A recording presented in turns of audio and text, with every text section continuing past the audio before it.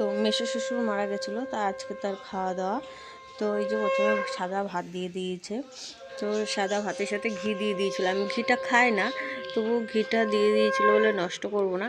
তো ঘি খেয়েছিলাম আমি উস্তের সাথে। আর এই যে দুষ্টু দেখো, উস্তে একটুখানি গালে দেওয়া হয়েছে তো ফেলে দিয়েছে, উস্তেটাও খাবে না বলে।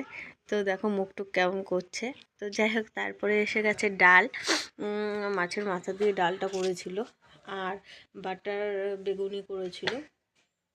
তো বেগুনিটা সত্যি খুব সুন্দর ছিল, আমার তো খুব ভালো লেগেছিলো। তো বলেছিল যে আর এক পিস নেবেন, তো আমি বলেছিলাম না, বেশি খাওয়া সব জিনিস আমি বেশি পছন্দ করি না, বেশি খাওয়া দাওয়া। তো তারপরে চলে এসেছিলো এই যে চিংড়ি মাছ দিয়ে, ইঁচড় চিংড়ি। তো তারপরে আমি পরিষ্কার পরিচ্ছন্নভাবে খেতে ভালোবাসি, তো আমি পরিষ্কার পরিচ্ছন্নভাবেই খেয়েছি।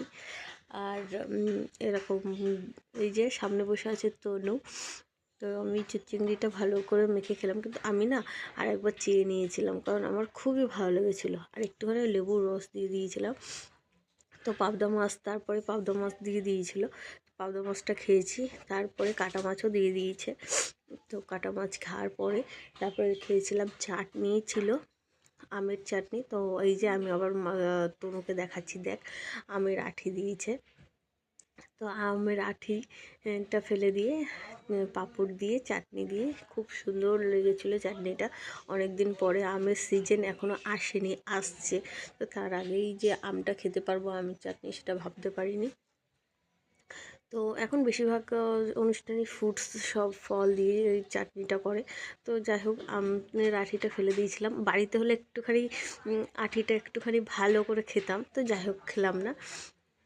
তো তারপরে এসেছিলো কালাকাঁদ, তো আরেকবার বলছিল আরেক পিস নেবেন নাকি, না আমি বলেছি না। তো তারপরে ছিল রসগোল্লাটাও খুব ভালো ছিল। তো তারপরে এই যে দেখো আমাদের সমস্ত কিছু খাওয়া হয়ে গেছে, হজমোলা সবার খাওয়া হয়ে গেছে।